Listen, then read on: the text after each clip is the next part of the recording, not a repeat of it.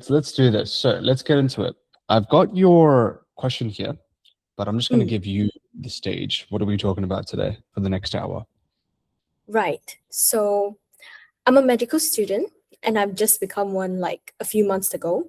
And then I think I underestimated the amount of workload and expectations from a medical student because personally, I think my studies are quite strong. So I've been getting Mm, good grades. I learn quite fast, and people sort of tend to say that I'm quite smart. But then when I enter into medical school, I feel like I am being hit by a truck of knowledge that I need to know right away and being able to apply very fast. And I think that was one of the key struggles for medical students and why they had to study so much because of the sheer amount of workload. And yeah, so yeah. yeah, story of every medical student I know. Um, so it happens a lot. Yeah. But it's good that you're asking these questions. I know of like many students that kind of try um, just it's kind of like ice. You kick it under the fridge, right? You just try ignoring it.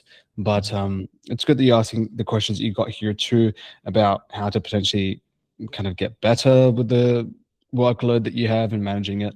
But you've got a few questions here. It's about cognitive habits and experienced doctors and mind maps to like evaluations and whatnot. But what questions do you want to start off with? I guess maybe cognitive habits. I think that might be one of the key things that I realize medical students tend to not focus on. Like Mm, they would put a lot of focus in trying to absorb as much information as possible, but not much into how they should be thinking about the materials that they have and mm. how they should be applying the materials that they have. So yeah. Okay, let's do it like this. Let me understand your cognitive habits right now, so you can go on a brain dump about everything you do right now, all the habits you have, and then we can talk about which ones you feel like are good, which ones you feel like aren't so good, and we can upgrade them. So in green, I'm going to try listing them out, but go for it. What are your current cognitive habits? All right. So brain dump in my understanding of the topic. I try to do mind maps and then I will have a document for rote learning. So basically all of the details that I need to know, then I will open a separate document for that. And let's think. I've been trying to apply, I'll do practice questions as well Hmm. and clinical applications base. So I have a document on relating whatever I'm studying to the corresponding clinical conditions and how I should be applying them.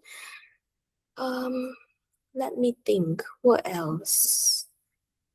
Maybe a little bit of generative questions as well, especially for um, topics that require a lot of understanding, deep conceptual understanding. Then I will use that. I think that's basically it. Mm. Yeah. Okay, Mm. this is good. So I'm going to change the question a little bit. I'm Mm. going to change the question to what learning process Mm. separates excellent medical students from average ones. And the reason I would do that is because cognitive habits is like a very broad term, and Yeah. it's like, like a collection. For example, a lot of students, and you'd be familiar with this, a cognitive habit that they might have is a aversion to cognitive load, right? The cognitive load kicks in and they have the habit of like kind of stepping back. But the things you've mentioned here is more so your learning process. So let's focus on that a little bit first, and then we can extrapolate what habits would have to be true or you would need in order to have that learning process in place.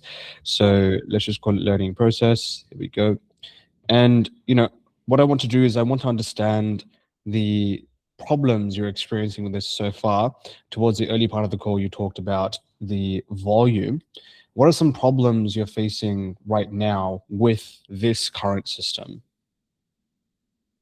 I think it takes time for me to understand how I'm thinking about the topic as Mm, well as to understand about the material. And hence what I find is that I am a bit lagged behind in my current classes. mm, And this puts me in more of a rush state. And I realize that when I rush, I tend to not be able to sit down quietly and mm, think through what I'm thinking and what the material is trying to teach me. So I think that's probably one of the biggest problem, which is that Yeah. I find myself wanting to rush, and then when I want to rush, I'll just like dump the problem into Gemini or ChatGPT so that I can get the answers as fast as possible. But then what Mm-hmm. I realize is that when I'm trying to explain it, or when I think about it, maybe like a few weeks after, I wouldn't be able to sort of intuitively being able to understand what is the concept behind the material. Mm-hmm. Mm. Okay, I see. Yeah. Okay, so there's quite a few things, quite a few thoughts that I have here. A quick question, like how behind in class are you right now? Is it a couple of weeks or just a few lectures? Do you know right now? Actually, I'm trying to do something which is that because I have quite some time. So what I did was that I had specific time where I just prepare for in-class materials. Yeah. So in case I need to answer questions right away, I have a list of whatever I need to know right away. And then Okay. I have a separate schedule for myself where I need to sort of ground myself and start from the beginning and understand everything as a whole. Mm. It's sort of integrating together, but I would say that when I started to implement this, it got better, but I think that it's around maybe a few lectures lagged Mm. behind. Mm. Yeah, yeah. So the reason I quickly mentioned that is because it's just good to set expectations. What you're doing is good, right? You're doing as much preparation before class. Two quick notes. First of all, most curriculums are not designed in a way where the pacing accommodates for interleaved retrieval and retrieval practice, because most people that are designing curriculums, they don't know learning science. And so the way that they design lectures is like unnaturally way too fast for the average learner to keep on top of. So this is why for all curriculums, I actually recommend people to always try being ahead.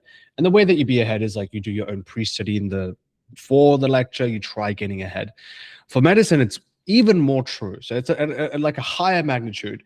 And the goal for medicine, based on the students that I've spoken to and a few of my friends who are also in med school, is not to be like significantly ahead of the class.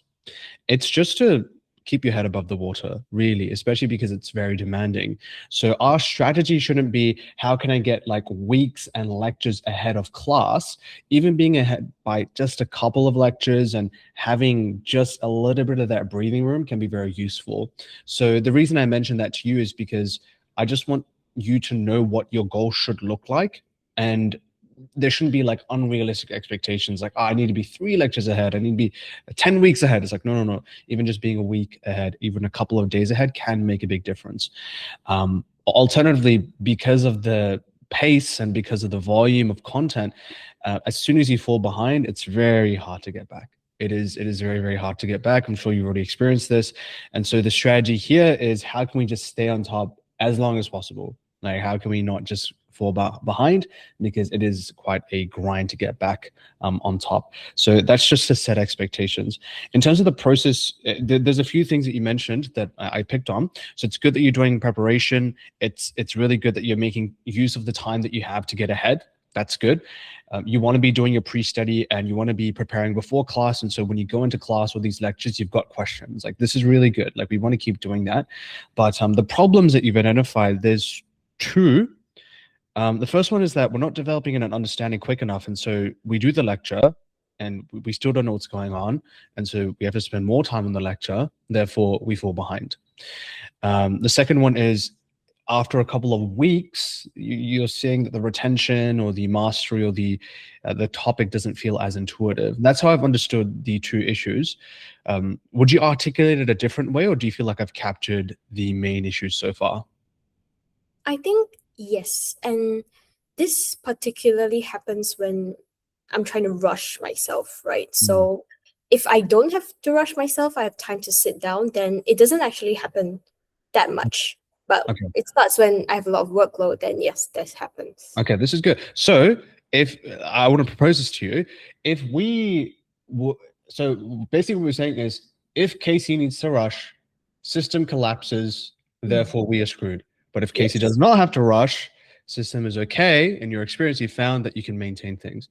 So, I personally feel like it'd be useful to identify what are the things that lead us to have to rush in the first place, and identify ways that we can prevent that and potentially even dive into what's causing us to rush in the first place. Would you feel like that's useful if we tried unpacking that a bit? Yes, Okay. sure. And I feel like you've got some ideas as to what causes you to eventually rush. So I'm actually going to put that question back onto you. Do you notice like what happens to the build up of that point? Like it's like, oh, there's a few things happen and then boom, like we're behind and then now we have to rush. Build up behind. I need to think slightly. I think it's because I feel the need to rush when I'm in. I used to do a bit of pre-study, but then during the pre-study, I would realize that, oh, my focus point is a bit wrong. Mm, So what I think is important is not necessarily important in class. And then I realized that I had to change a lot. And then that made me realize that made me brought in a sense of fear and mm. anxiety in class, Okay, that okay. I'm unable to catch the main point as fast as possible, and Mm, that in class I'm unable to answer the questions as intuitively as I hope to. mm, And I think this fear and anxiety pushed me to want to arrive to a final logic of my understanding towards the mm, topic fast. mm, So yeah, but during the process, when I want to be fast, I tend to be more logical and rational. And hence how I'm doing it is more towards like a very basic cause and effect. It's not as intuitive. It's just okay. maybe like, why is this neurotransmitter for? It's for this reaction. And why is Mm, this reaction for? Because it can cause this, but it's not necessarily how I'm thinking through the whole mm, process. Does this mm. make sense? That makes sense. So this is good. Like the fact that I would agree with us that the focus of the conversation has to be towards the pre-study process and what we do before the lecture.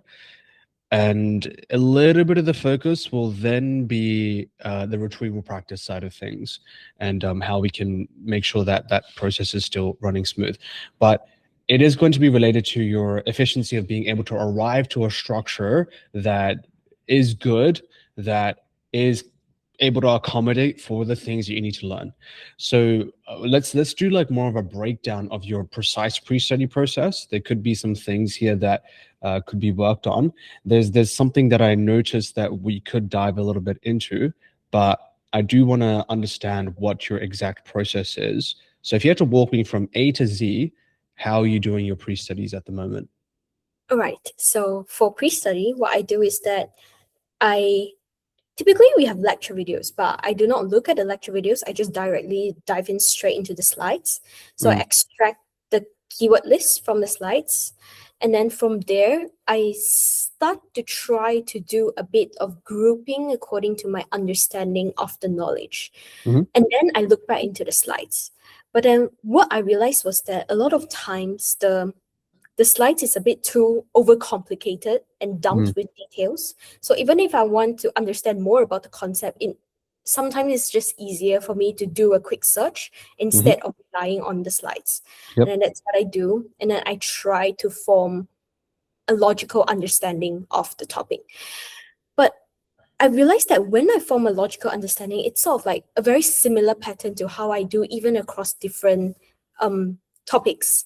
It typically comes across as like a cause and effect, like mechanism towards features, for example. Features, mechanisms, and what are the effect that they can cause. This is typically like how I go about. But then Mm, I realized that it might not be as replicable for every topic, because when I actually start to sit down and think back about it, it doesn't feel right that way. mm, mm. Mm. Okay, So let's build on that. Why doesn't it feel right? I think it doesn't feel right because as much as it is correct, like the mind map is correct logically, it doesn't feel like how I am understanding it. Like it's like an unfit puzzle, in a Mm, sense of what I'm putting down on the mind map isn't necessarily what I'm thinking about it. mm. Mm. Okay, this is good. How we so you're on the mind map, it's features mechanism and this common type of relational thinking and chunking, like a very specific type of relationship. But how are you thinking about it? What's logical to you or what's intuitive to you? I think I was just doing one about pharmacology, and I think Hmm. that one was very clearly related into how I was thinking in the sense of I wasn't being too rigid on the rules in medicine that was being applied to me, but Mm, rather I was trying to find out what is the key difference between concepts mm, and why is it so important to be prioritized within the idea, and is it correct for me to prioritize this information? And when I do that, I didn't have a very conscious process of wanting to categorize it right away, but mm, rather my focus was more on understanding what was the um importance of the concept first. So it's Okay, less okay. about, yeah, grouping, but more about what am I thinking about this, and how am I thinking about this, and how does it relate, and the difference towards another concept. Okay, this is good. So what's happening here is that you've got a like realization. We're doing the pre-study process. A lot of the chunking is the features mechanism. The common way that you might chunk pharmacology or biomedicine, right? If you're doing like a pre-med track, if you're not studying in that yet, clinical years, before clinical years anyway. And this realization that you make is a good realization. When does it happen? When does it happen? I think it During the was, lecture, after the lecture? Yeah. no, it was, I still didn't realize it after the lecture. It was Mm, before the lecture. I think okay. it happened when there was once I listened to how a senior talk about her understanding. And Mm, then it made me realize that I have been focusing on a lot of things that wasn't necessary to focus in medicine. Because, yeah, they dump a lot of details into the slides. And sometimes it made me think that that was an important one. But mm-hmm, then when I listened to how she studies, it made me realize that some things is just not as important as I think it would be. And then it mm, made me rethink the whole process of how I'm thinking through the topic. mm, And then I applied it in a separate topic just to like test myself for a bit. And mm-hmm. then that was when it sort of clicked in That's that really way. good. Yeah, that's good. And this is happening before the lecture. Yep. Actually, okay, okay. And quick question: are we doing pre-study consistently? I try to. Okay, Yes, I that's think good. so. Right. At least Uh, before class. Yeah. that's good. That's good. I have to ask because sometimes people are like, "Oh yeah, I would like to do this, but I don't." I just need to make sure. Okay, this is good. So, I um, this is like your process here is already very sound. I do want to walk you through what I feel like the faulty way of thinking is. So this might help you articulate your problems a bit more from like the technical or learning science perspective. And hopefully that aligns with the experiences you've already had because you've already like listened to a senior talk about things, you've done your reflection here too. So if I had to think about it, I would say there's going to be two main things that are happening here that are causing us to um, fall into a type of representation that's not very useful and reducing the efficiency of our pre-studies and therefore having a cascading effect in the lectures and post-lecture. So one of the first ones here I would say is that you've got what I call a structural framing bias. So let me explain this. Very common in medicine, but in medicine there are templates you can basically apply for every topic. So if you're studying diseases, a very, very common template and a clinical template that people use is they'll do history, they'll do symptoms, they'll do treatment, right? Or like a very basic structure that people would follow. Mm, And the problem is, I mean, the structure exists for pathology. It exists for pharmacology, right? There's like features, mechanisms, if you're whatever, right? It exists for every topic out there. There's always going to be like a default template that you can use. And the problem is when you try using the default template for everything, what happens is that the quality of your relationships significantly reduce, or you actually don't look for enough relationships. So I mentioned two things there.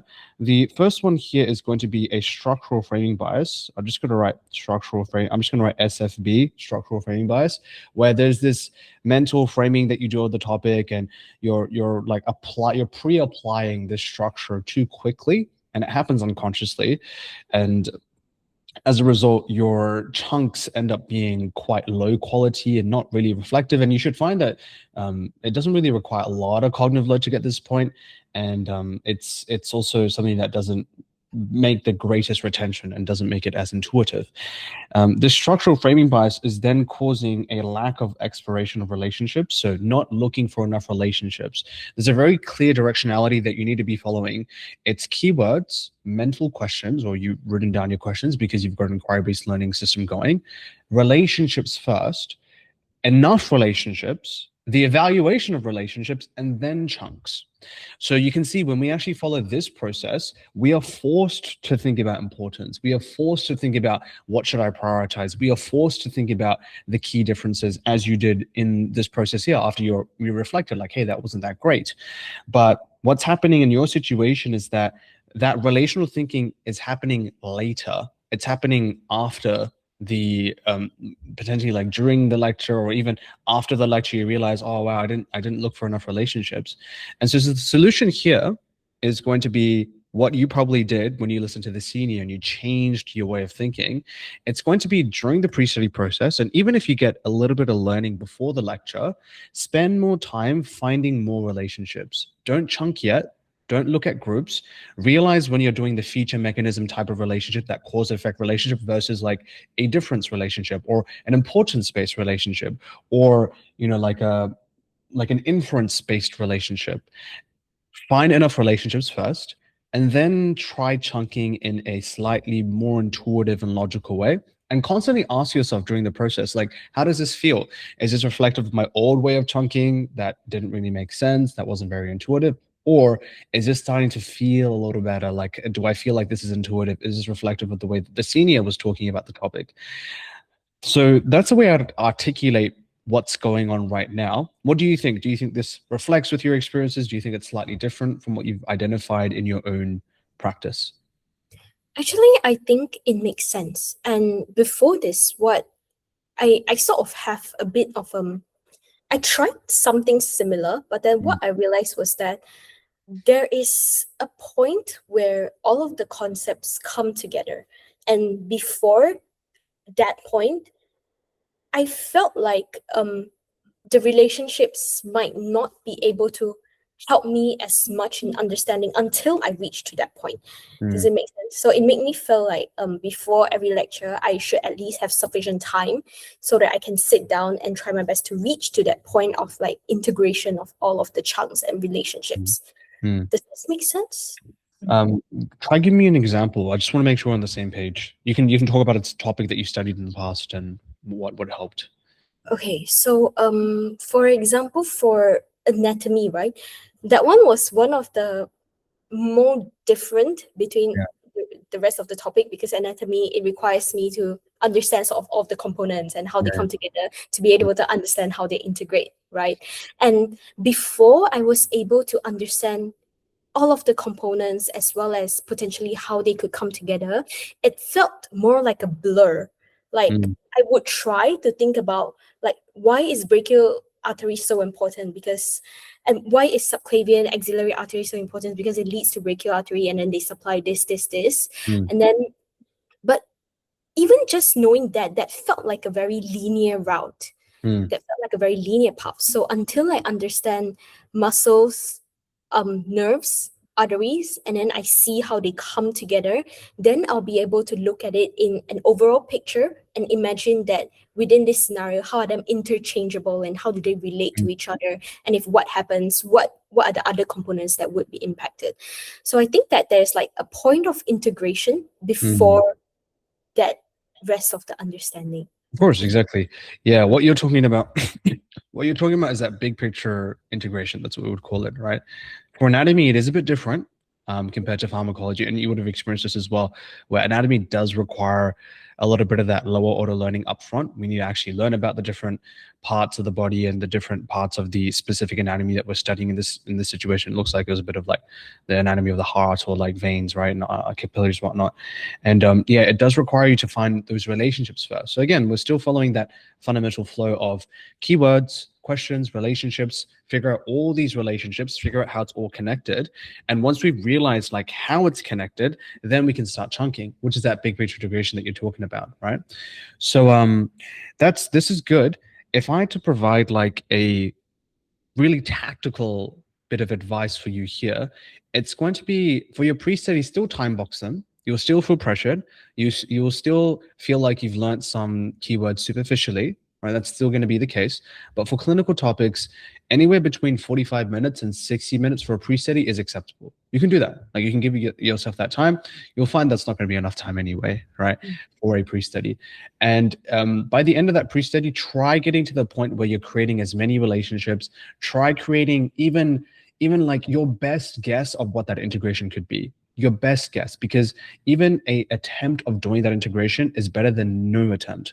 So the most ideal situation is that you're able to do a bit of pre-study and like a little bit of main learning before your lecture, right? So that might be like a 45-minute pre-study plus maybe an additional 30 minutes of you building that map. So you're actually starting your own learning. You're doing that self-learning before the lecture, and you're able to get those questions. You've got like a nice integration, that big picture integration that you're talking about, plus some questions, and then you can go into the lecture.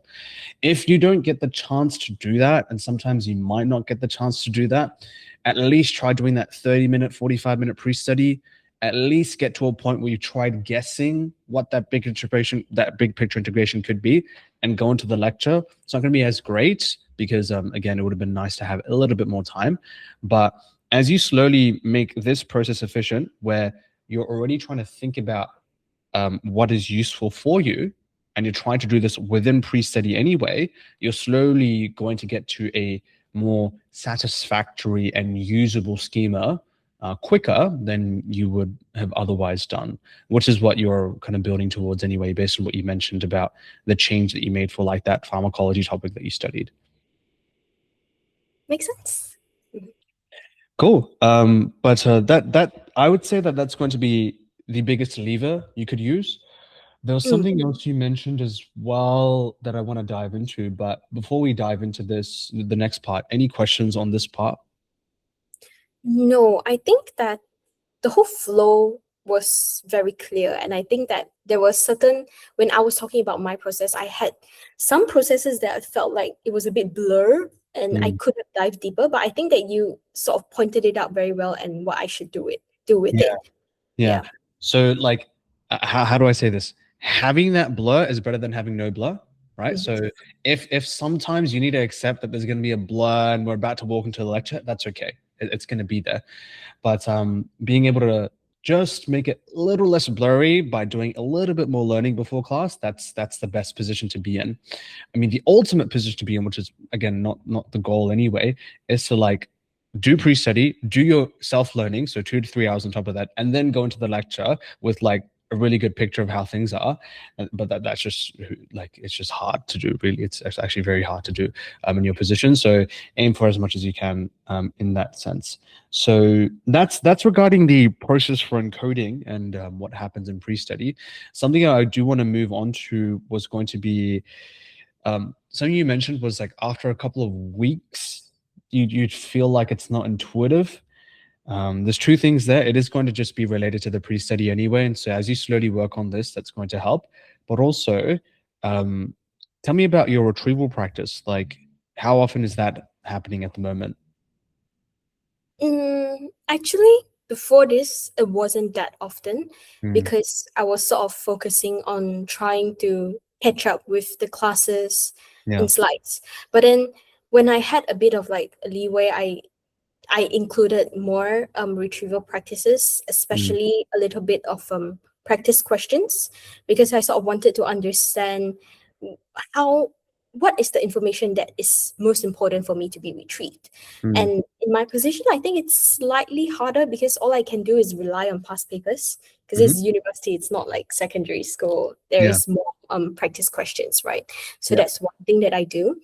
Second thing that I do is that before practice questions, I would do a total brain dump on Mm, what I understand of the topic and see how it relates. And then from there, I would start to realize that, oh, actually, I missed out this concept. Mm. Potentially because when I was studying it, I didn't actually like relate it properly, and Yeah. hence it was just something that's like superficial. Yeah. So then yeah, I will look back into it. That's what I would do. And then yeah, and that relates to a little bit of generative questions. So Mm. when I'm doing, what I realized was that sometimes if I do not have the time, I would just throw my topic into GPT, and I Hmm. will ask it to generate a list of what I need to be thinking, like the relation. I put in a few criterias, like relating relationships between a few topics and how I should be thinking about it. And Hmm. then from there, I would start to look at those questions and build my own thinking towards how I would approach that question. So Mm. sometimes it's clinical, sometimes it's just how they relate to each other, and if like some variable changes, what I need to do in that case. So yeah. Okay, that's good. Based on what you just mentioned, I'm seeing a lot of high order techniques, which is good. A few mid order techniques. Do you have any lower order learning strategies like flashcards at the moment or rote memorization? I don't use flashcards, but what I do is that for each topic, I would have a document, so Google Yep. Docs. I would dump everything that I need to memorize there. Like, Mhm. for example, the nerve roots number for each of the nerves, and that Mm. specific number I just need to remember, then I'll put it there. Mm. Do you feel like that's been good enough and you've been able to like do well in assignments and assessments? Like you haven't had to use flashcards?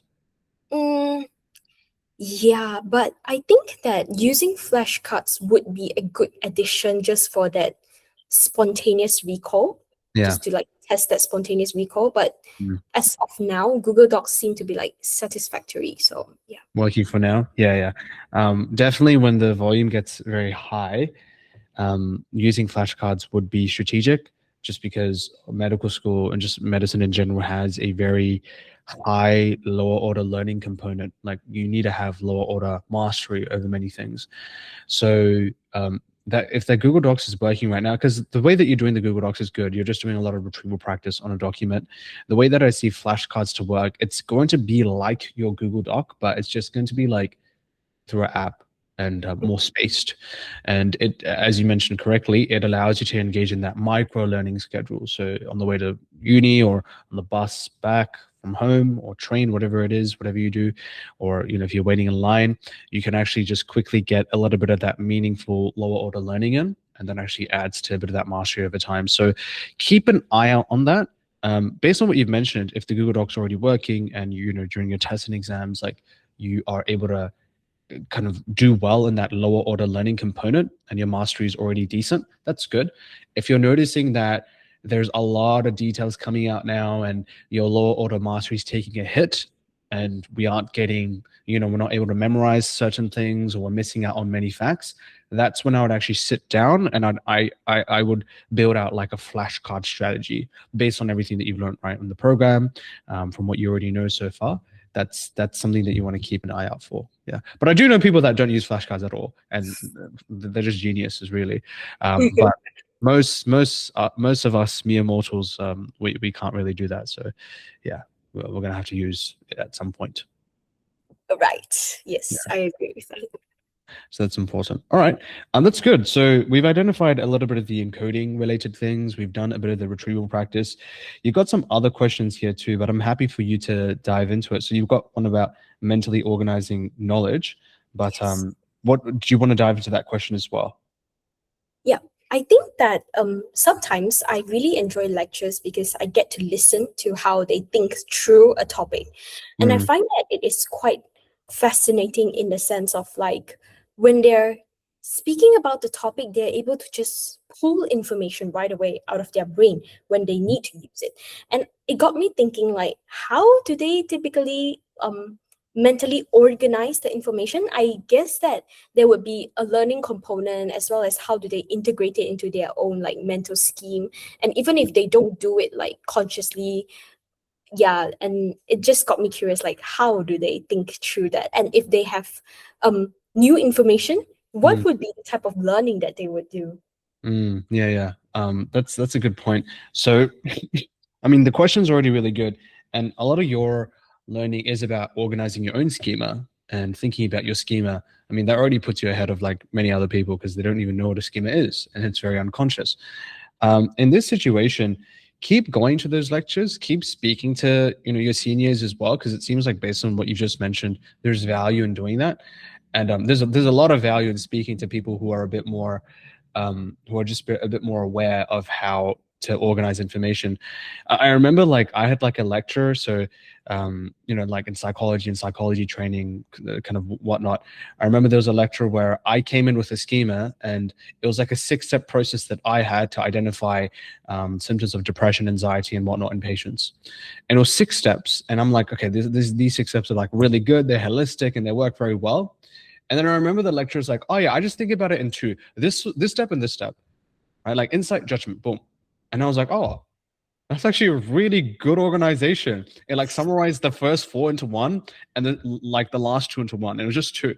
And I'm like, I should just use that. Like that was just way better. And I can use that because, I did the hard thinking to come to the 6 that I thought about first. And I remember asking the class, I'm like, what do you think about these 6? He's like, yo, that's just redundant. Like it's good, but those are like sub steps within these 2. And that organization wasn't available anywhere else. Like that was through his own practice. That was through his own clinical exposure to running a practice and working with real patients. And the only way I would have got access to that knowledge was by spending time with people who have already done the thinking. So the recommendation that I have for you here is spend more time with these people. The way that they probably organize their knowledge as well is through like practice. It is by actually being in front of patients. It is by inheriting it from other people that they learned it from. I'm sure that guy probably got it from somewhere else. There's no way he made it by himself. It was too good. Or maybe he did. I don't know. But yeah, that's going to be the process there. It is going to just be like leaning on more real world retrieval practice or retrieving the knowledge as opposed to just that encoding step. And that's where it's useful to interleave your knowledge in that way. Does that help as like an angle for that question? I think it does, because I guess like majority of them don't really consciously learn it in that way. And it's just like through long-term experience and whatever they know that is most important that they sort of try to organize mentally. So yeah, me engaging with them would definitely help. Yes. I think I was consciously trying to do that, but maybe I just forced myself to, like, you need to have something valuable, only that you could talk to them. And then, yeah, just so it's the pressure there that I put on myself in that way. Yeah, no, that's good. I mean, you'd be surprised. Like, I don't think a lot of them get questions like, "How do you think and organize the knowledge?" Like, a lot of like students tend to ask like very lower order questions, in my experience anyway. Yeah, just like, "Oh, what do you think about X, Y, Z?" And it's like, okay, well, you clearly don't know the topic. But yeah, that's a good question to ask. Like, definitely experiment with it, be intentional about it, and you can ask them. Like you'll find when you get into your clinical years, are you in your clinical years? Like, are you doing placements? I'm No. pre-connected. Yeah, that's right. But when you get into your clinical years, like, and you're actually in the hospital and whatnot, that's where a lot of the learning happens. I have a lot of friends that are like, dude, everything we learned in pre-clinical is like so relevant. I wish we just do clinical immediately. And I'm like, okay, that's good. But maybe you'll probably meet other people that have like similar experiences as well. Oh, makes sense. All right, that's that question there. But I feel like we've covered quite a few things at the moment. We've covered as many of your questions. I feel like we've gone through most of them. But anything else you want to go through? Because we do have a little bit more time. I feel like I do not have much questions. Let me think. You don't need to force it. It's okay. Okay, I do have one question. Sure. So one of the things that I was struggling was how the material was being organized to me. So how was it being done is that they would have slides, so lecture slides, so learning objectives, and then within the slides is all the information that you need or you do not need to know, and including all of the details. So what I find tricky was that sometimes it is not sufficient for me to follow the lecture slides, the lecture objectives, but it is too much for me to follow the lecture slides. So what I'm trying to do was to get a scope in the sense of what I need to understand within the topic. And I find that is like a very hard and tricky balance to find, because not until I do my retrieval practices only then I will realize that, oh, actually, this is the scope that I need to find. Mm, Whereas initially I thought this was the scope. mm. So yeah. Okay, this is good. So I'll try clarifying what I recommend most people to do and what I would not do. I would actually continue doing what you are doing. So what are you doing? Well, if I had to try articulating it, you're taking a look at the learning objectives that you quickly have. You're taking a look at the lecture slides that you have as well. And you are trying your best to create like a schema and a structure that you feel like would be the most useful to you. Keep doing that. I don't recommend, which is this based on what you've mentioned, a common solution that people have tried doing is let me take a look at practice questions first. Let me take a look at how I need to use the information first, and then let me do my mind map. I would actually not do that. Why? The reason I will not do that is because it starts to create that structural framing bias problem that we talked about. A lot of people, they now limit their relationships. They only think about that practice question or the series of questions that they have. They only take a look at how they think they need to use the information. But we don't want to do that during our learning. In our learning process, we only care about ourselves. We only care about how do I think about this? What's the most intuitive way to like organize this information for me? How do I feel like I could navigate this content? And that's agnostic of your retrieval needs. You don't need to take a look into it yet. Yes, there should be like some alignment. There should be some predicting that you're doing about how you need to use the information, but you still want to make sure that the map is intuitive, it's logical, it makes sense to you, and it's something that you have high recall of, because that's a very strong base to have. And then you want to move into your retrieval practice and quickly like humble yourself. It's like, oh, I thought it was meant to be this way, but it's actually that way. And that's powerful. That's that hypercorrective effect at play. It produces stronger learning because we have a structure and we go into these practice questions. And now there's like, oh, cool, I need to change the structure. And that learning is actually a lot more powerful than had you gone to the practice questions first, and then you retrospectively tried doing this mind map. And because it's being done retrospectively, and because you're not really thinking about yourself and making it intuitive to yourself, this mind map actually tends to have lower retention. It tends to have like lower quality relationships. Like the scope tends to be very specific on how do I solve that practice problem. And you'll actually find like the features of the map start to go missing. People don't think about the backbone, big picture integration. They don't think about chunking because they're just trying to like linearly, like non-linearly answer the question. And it does actually influence their mapping process a lot. Like it does reduce a lot of the effectiveness and the organic nature of their maps. So does that structure, does that delineation help? Does that reveal any new ways of thinking about it? I just want to make sure that's useful to you. Actually, it is because previously when I was in anatomy, when I looked at the material, I was like, shit, there's like way too much rote linear information that I need to know, and I want to know what to focus on. So after just briefly looking through it, I just directly went straight into the practice questions, and I thought that it would be useful. But then when I look at the practice questions, they are all very specific retrieval, and what caused it in me was that I start to think about them in a very linear route. So Yeah. it's just direct cause and effect, and it's like very specific. It's like this specific artery that causes this clinical issue. And what I realized was that after a few weeks, I even forgotten about what I learned in that practice question, and it did not really help much in my own learning of the material anyway. So I think that resonated a lot. Yes. Yeah. So it makes your retrieval practice more sticky if you have like a schema going into it as opposed to having none. And yeah, doing that retrospective process, even though it's logical, it's like, oh, I'm taking notes on what I think or what I'm going to be examined on. And don't get me wrong, like sometimes it can work. It can, like, especially if you're cramming late and like you need to prioritize that direction, you can do that. It's just less ideal. As you identified, it doesn't produce as much long-term retention. And that process of like realizing your schema was wrong or insufficient or incomplete, that produces stickier learning. Like you just remember that a lot more. Like imagine if you did a map and there was a very specific question on like a very specific artery and you totally missed it in your map. Like you just did not. And then you go back to your map and you realize it fits right in between these two other arteries that you mentioned, or veins or anatomies, whatever it is, structures. And you're like, dude, I just totally missed that link. Like that's a lot more powerful for your learning as opposed to being like, oh yeah, this is very specific, isolated detail. Don't get me wrong, it will happen. Like low order learning still has to occur. And those practice questions, you will still find gaps, but that's good. Like you want to find gaps, and you want to be able to fill them in. Makes sense. Yeah, cool. Is there everything on your mind? Do you feel like we've covered as much as you feel like we wanted to cover?